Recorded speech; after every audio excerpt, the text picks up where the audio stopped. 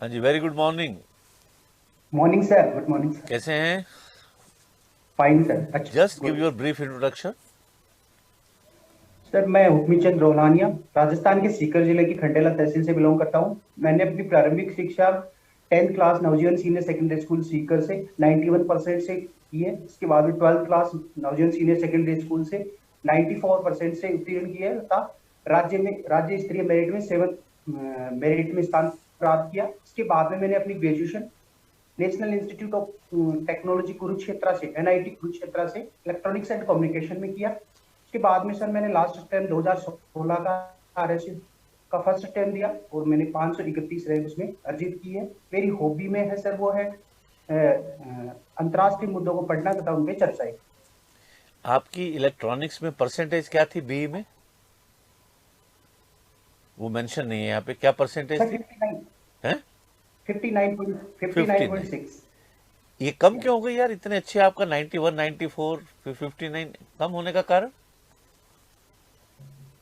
Sir पहला reason जो था, एक तो मीडियम चेंज होना। यहाँ अच्छा, मेरा मीडियम। शुरू से मीडियम था, वो 12th क्लास तक हिंदी मीडियम था।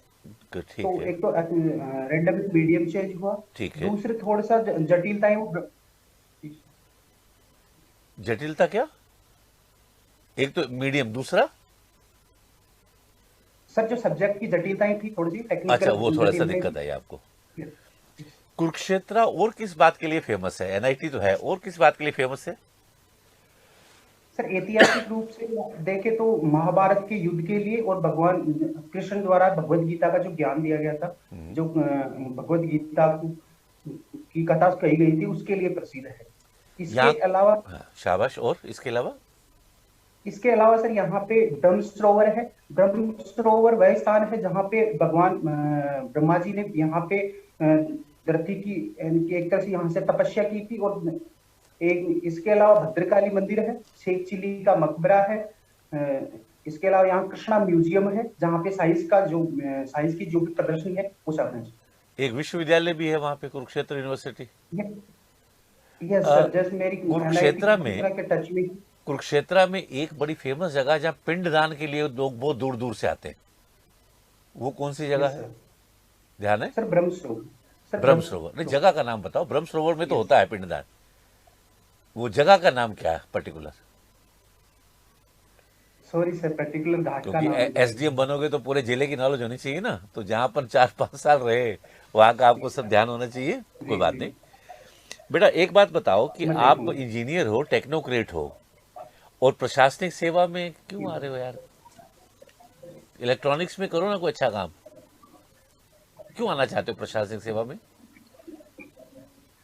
सर चूंकि जो आज का प्रशासन है वो सामान्य प्रशासन ना होके ई प्रशासन है, ई गवर्नेंस की तरफ हमारी सारा सिस्टम है वो ई गवर्नेंस की तरफ जा रहा है। ठीक और है। इसी के लिए गवर्नमेंट ऑफ इंडिया ने डिजिटल इंडिया कैंपेन स्टार्ट किया है। हाँ, और हाँ। उसके जैसे 9 पिलर हैं, तो उसका एक पिलर है ई गवर्नेंस, एक पिलर है ब्रॉडबैंड नेटवर्क, एक है भारत नेट परियोजना।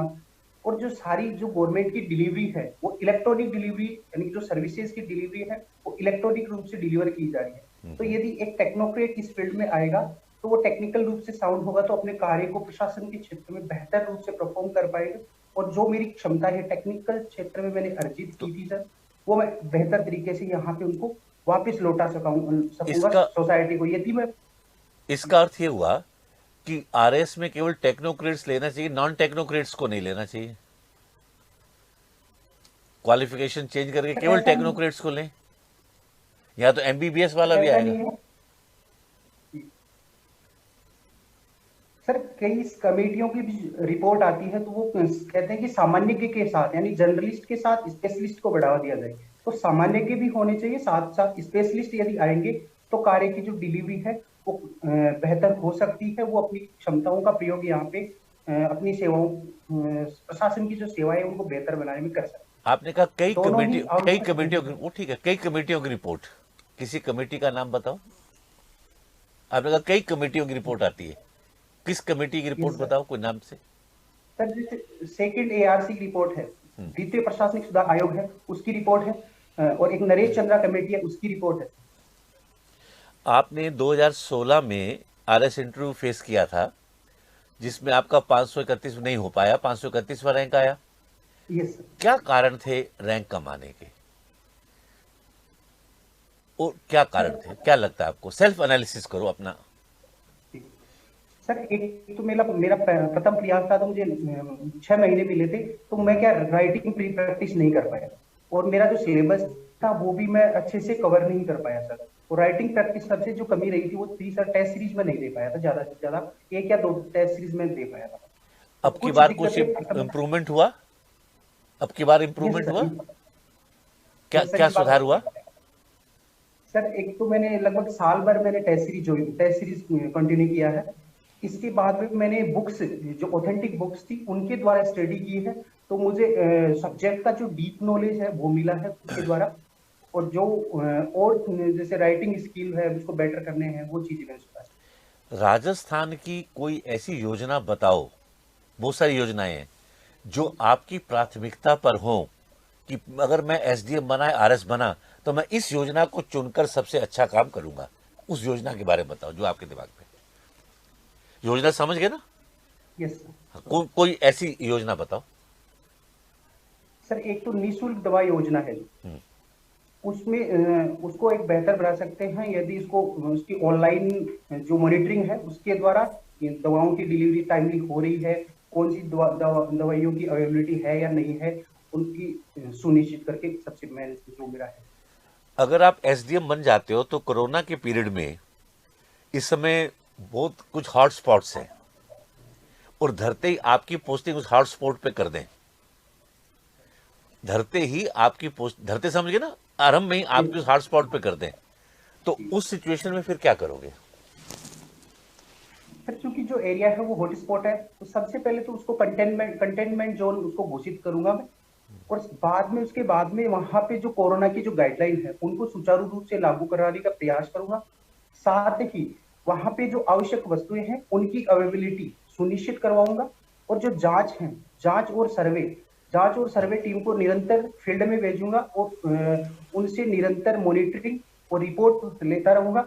साथ ही में जो इंस्टीट्यूशनल क्वारंटाइन है और होम क्वारंटाइन है उसको एंश्योर करूंगा। और इसके साथ ही लोगों में जागरूकता के माध्यम से जैसे मास्क पहनना है, सोशल डिस्टेंस के नियमों का पालन करना है, वो सारी चीजें सुनिश्चित कराऊंगा। साथ ही कालाबाजारी जैसी घटनाएं ना हो उनको रोकने का भी मैं प्रयास करूंगा। और कानून, हमारी जो एक्ट है 2020 है उसको भी प्रभावी रूप से लागू कराने का प्रयास। अगर आप एसडीएम होते और इस समय इस इंटरव्यू बोर्ड के अंदर एज ए एसडीएम आते, हम तीनों को देखकर आप क्या कमेंट करते कोरोना के परिप्रेक्ष्य में?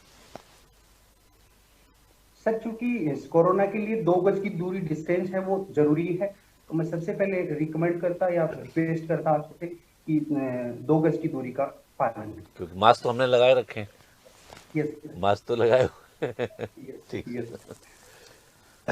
बेसिकली आपने चूंकि मेरिट, आपने 12th में मेरिट अर्जित की थी, 7वां स्थान था, जो एक बहुत गौरव में पल होता है जब राजस्थान पत्रिका और भास्कर में मेरिट का छपती है, उसमें 7वें नंबर पे आपका नाम था। और उसके बाद में आपने एक हिंदुस्तान के बेस्ट कॉलेज, प्रतिष्ठित टॉप 20 कॉलेजेस में आता है एनआईटी कुरुक्षेत्र से, वहाँ से पढ़ाई की है। यस और उसके बाद में हमने देखा है कि काफ़ी बच्चे जो हैं वो बड़े कॉर्पोरेट्स में अच्छे पैकेजेस पे प्लेस्ड हो जाते हैं। ये पाया गया आईआईटी नीट में कई लोग जो हैं अच्छी खासी परसेंटेज के बच्चे जो लोग हैं कैंडिडेट्स, वो उस कैरियर्स को ऑप्ट करते हैं। आपका 2 कारण था, एक तो आपने बताया कि आपके प्रतिशत कम आए क्योंकि आपका माध्यम चेंज हो गया था। क्या ये माध्यम का डर इंटरव्यू फेस करने के लिए कॉर्पोरेट्स में भी रहा जहन में कि मैं अपने प्लेसमेंट्स में नहीं जाऊंगा कॉर्पोरेट्स में, वहाँ पे उस भाषा का ज़्यादा चलन होता है, और मैं प्रशासनिक सेवा में आऊँगा क्योंकि यहाँ पे मेरे को यही कारण रहा कि आपने उसमें कभी आपने ये पीपीटी और प्लेसमेंट्स के राउंड्स में कभी आपने एक्टिवली पार्टिसिपेट नहीं किया और सेटल डाउन हो गए नौकरी के लिए इस तैयारी में? नहीं सर, मैं वहाँ की कॉलेज प्लेसमेंट में शामिल हुआ था, और मेरी 2 कंपनियों में, एक कोचिंग इंस्टीट्यूट में, दूसरा इन्फोसिस में प्लेसमेंट हुआ था सर मेरा 6 लाख का। लेकिन मैंने उसको क्विट कर दिया था क्योंकि जो मेरा प्राइमरी जो ड्रीम था, जो मेरा इनिशियल शुरू से जो एक सिविल सर्विस में आने का जो ड्रीम था, उसको पहले मैं कंप्लीट एक प्रयास करना चाहता था। इसके कारण मैंने वो जॉब क्विट कर दी थी, वरना मेरा सर इन्फोसिस में प्लेसमेंट हुआ। इन्फोसिस ज्वाइन करने के बाद क्विट किया आप? नहीं सर, ज्वाइन नहीं किया मैंने। क्योंकि RS 2016 की वैकेंसी उस टाइम आई हुई थी, हम्म। तो मैं उसकी प्रिपरेशन में व्यस्त एक ये भी देखा गया है कि जो मेरिट वाले बच्चे होते हैं, इनके साथ ऐसा स्टडी भी हुआ है कि ये फेलियर से दोस्ती नहीं कर पाते।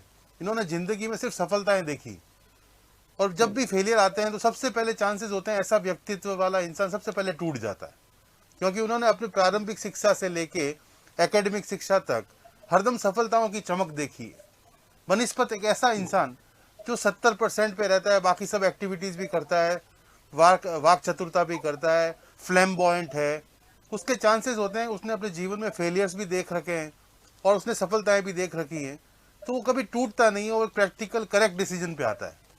इस बिंदु पे आपके क्या विचार है, क्योंकि आपकी इस पूरी मार्कशीट्स में सिर्फ एकेडमिक ब्रिलियंस ही शो हो रहा है और उसमें फिर सफलताएं असफलताएं मिलती है तो इंसान टूट भी जाता है, तो उसमें आपके क्या विचार है? Throw your point. सर, स्कूली एजुकेशन तक मेरे साथ ये था कि हाँ, मैं हमेशा से टॉप रहा था, लेकिन कॉलेज में जाने के बाद में, क्योंकि मुझे अलग अलग क्षेत्र के लोगों से, अलग अलग एरिया के जो बच्चे थे उनसे इंटरेक्शन का मौका मिला, और वहां पे मैंने न केवल एकेडमिक के, इसके साथ साथ अलग अलग फील्ड में, यानी कि अलग अलग जो एक्टिविटीज थी उनमें पार्टिसिपेट किया। जैसे सर, हमारा राजस्थान का पूरा एक यूनियन था राजस्थान, उसका मैं प्रेसिडेंट भी था। इसके अलावा सर मेस कमेटी थी, हमारा हॉस्टल कमेटी थी, उसकी मैं प्रेसिडेंट था। तो ऐसी और एकेडमिक जो नॉन एकेडमिक चीजें थी उनमें पार्टिसिपेट किया, और वहां पे मैंने ये चीजें सीखी कॉलेज में जाके कि एकेडमिक के साथ साथ अन्य क्षेत्र में भी व्यक्ति को अच्छा करना चाहिए, यानी उसमें पार्टिसिपेशन करना चाहिए, और वहां पे मैंने किया सर। और वहां पे मैंने सर असफलताएं भी देखी, जैसे सर आप देख रहे हो कि मेरे मार्कशीट में परसेंटेज डाउनफॉल है, तो वो चीजें देखी और उससे मैंने एक तरह से चैलेंज के रूप में लिया उनको, उनसे मैं डिमोरलाइज ना होके उसको चैलेंज के तौर पे लिया, और फिर मैंने इस फील्ड को चूज किया कि मैं सिविल आपने सर्विस के अगर लिए। असफलताओं को पहचान लिया होता तो आप प्रतिशत भी लिखते हैं ना, प्रतिशत काहे छुपाए आप? प्रतिशत आपने लिखा नहीं, हमने पूछा, आपने प्रतिशत की जगह 2017 लिख दिया वहां पे।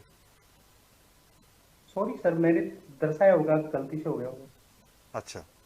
हाँ सर, क्योंकि जिस प्रकार मैंडेटरी आपने होगा। कहा कि हिंदी मीडियम से तुरंत फिर मैंने बीटेक में गया, इंग्लिश मीडियम था, यस सर। तो क्या इस एजुकेशन सिस्टम को हम थोड़ा बदलाव कर सकते हैं आपके दृष्टिकोण से, कि हिंदी मीडियम वाले बच्चों को हिंदी मीडियम में ही ग्रेजुएशन या पोस्ट ग्रेजुएशन दें, चाहे वो टेक्नोलॉजी का फील्ड हो, चाहे वो बायो का फील्ड हो, चाहे कोई अदर फील्ड हो?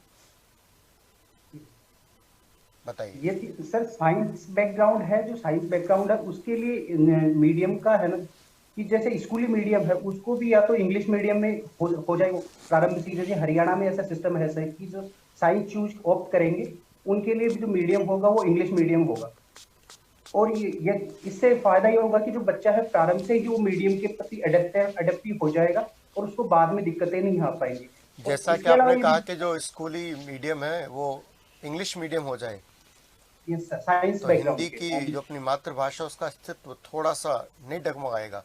आपने ये क्यों नहीं कहा कि जो ग्रेजुएशन लेवल है वो हिंदी मीडियम में हो जाए? क्या कारण है? मुझे ऐसा लगता है कि जो टेक्निकल सब्जेक्ट हैं वो इंग्लिश में उनके लिए बेहतर पाठ्यक्रम उपलब्ध है, उनकी जो समझ है वो इंग्लिश में बेहतर बन पाती है। इसलिए मुझे लगता है कि 11th के बाद में, 11th क्लास से यदि साइंस बैकग्राउंड है केवल उसको इंग्लिश मीडियम में यदि चेंज किया जाए तो एक बेहतर ऑप्शन हो सकता है। हाँ जी हुकमचंद जी, कैसा कैसा एक्सपीरियंस रहा आपका? अच्छा था। अच्छा था? आपको लगा कि हम लोग जो प्रयास कर रहे हैं उसका कोई अर्थ है, कोई फायदा हो रहा है आप लोगों को? जी सर, बिल्कुल सर। निश्चित फायदा फीलिंग होगा। आई है, बढ़िया फीलिंग आई है कि हम बोर्ड के सामने बैठे हैं। हाँ, यही पर्पस है हमारा कि आप लोगों को कंफर्टेबल करके भेजना, और कोई उद्देश्य नहीं है। हुकमचंद जी, आपका बहुत बढ़िया इंटरव्यू गया, बहुत अच्छा आप में कॉन्फिडेंस है। प्रयास करो, सफलता आपके 100% मिलेगी। लेकिन मैं कुछ सुझाव आपको जरूर दूंगा कि आपने प्रश्नों के उत्तर सही दिए, लेकिन और बेटर कैसे दिए जा सकते थे जिससे कि बोर्ड इंप्रेस भी होता और एक हंसी का माहौल बन जाता। जैसे सर ने पूछा कि आपके इतने परसेंट नंबर थे, आप टूटे, पूछा ना कि आदमी टूट जाता है, ये करता है, तो आप इतनी कहानी घुमा सीधे कहते कि सर मुझे दूसरों का पता नहीं, मैं तो नहीं टूटा, ये देखिए साहब मेरे 59% आए, उसके बाद भी मैं RS में क्लियर किया और इंटरव्यू बोर्ड तक गया, और मैं दोबारा प्रयास करके फिर सामने आ रहा हूं। बोर्ड अप्रिशिएट करता है इसको, उसको ये लगता है कि आप में सिंसियरिटी इतनी है, ये चीज सामने आनी चाहिए। ठीक। सही कह रहा हूँ, गलत कह रहा हूँ? बिल्कुल सर, मैं ऐड करूंगा। दूसरी चीज जो आपने, मैंने एक सवाल पूछा था कि आप एसडीएम हैं और आपको हॉट स्पॉट पे भेज दिया जाए। मैंने ये नहीं कहा था कि काल्पनिक रूप से। आपका जवाब अगर ये होता तो मैं ज्यादा अप्रिशिएट करता कि सर जब तक मैं एसडीएम बनूंगा तब तक क्या कोविड रहेगा। This should be the answer. अगर ये आंसर होता तो 101% आपका सिलेक्शन होता। अब आपने ये, अगर आप या मुझसे पूछते कि सर ये सवाल काल्पनिक पूछ रहे हो, तब तो उसका उत्तर सही होता कि मैं इमेजिनेटिव पूछ रहा हूं। मैंने इमेजिनेटिव वर्ड यूज नहीं किया, समझे ना? तो इसलिए सवाल को सुन के जवाब ऐसा होना चाहिए कि जो बोर्ड को लगे कि वास्तव में कुछ है।